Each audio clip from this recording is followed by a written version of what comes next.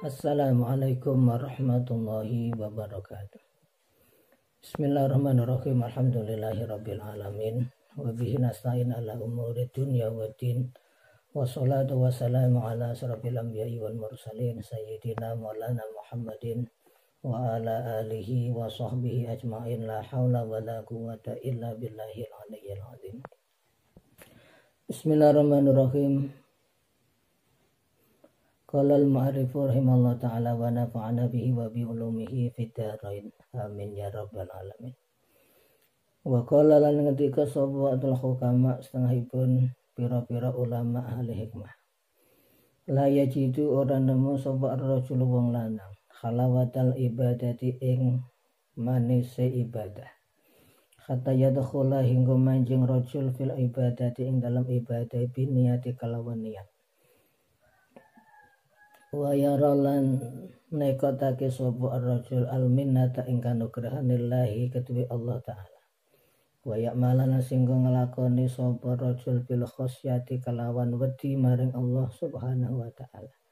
Wa yusallimahu lan hingga masrahake sapa rajul ing Gusti Allah bil ikhlasi kalawan ikhlas.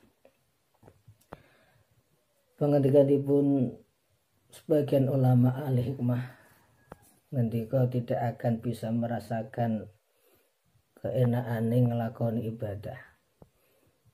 Syaratnya wong bisa merasakan nikmatnya ibadah. Yang pertama, ketika masuk melakukan suatu ibadah, dia awali dengan niat. Karena innamal a'malu binniyat.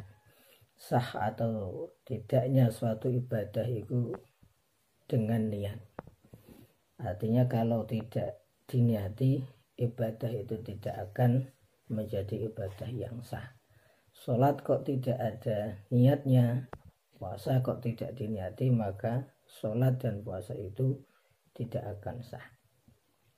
Kemudian yang kedua, wa yarul minnah lillah, meyakini bahwa ibadah itu merupakan anugerah dari Allah Subhanahu wa taala. Meyakini bahwa ibadah itu merupakan anugerah dari Allah Subhanahu wa taala, bukan beban. Orang yang meyakini bahwa kalau ibadah itu merupakan nikmat, ibadah itu merupakan anugerah dari Allah, maka dia akan semangat ketika melakukan ibadah tersebut. Beda kalau orang menganggap suatu ibadah merupakan beban, maka dia tidak akan bisa merasakan nikmatnya ibadah. Jadi kalau menganggap ibadah itu termasuk anugerah dari Allah, dia akan bisa merasakan enaknya melakukan ibadah. Kalau tidak, maka dia tidak akan bisa merasakan enaknya melakukan suatu ibadah. Wa ya'mala bil khosyah, yang ketiga, orang akan merasakan nikmatnya ibadah kalau dia melakukan ibadah tersebut dengan dijiwai atau didasari dengan rasa khosyah. Khosyah itu takut. Takut berada di hadapan Allah Subhanahu wa taala. Orang yang sholat, ketika sholat dia merasakan takut karena berhadapan di hadapan Allah Subhanahu wa taala, maka dia sholatnya akan baik. Sholatnya akan berusaha di api-api karena merasa dilihat Allah Subhanahu wa taala. Orang yang melakukan puasa, kalau dia merasakan bahwa puasanya itu dilihat Allah Subhanahu wa taala, maka dia akan melakukan puasa dengan sebaik-baiknya sehingga dia bisa merasakan enaknya melakukan ibadah puasa atau ibadah sholat tersebut. Kemudian yang keempat adalah ketika melakukan suatu amal ibadah.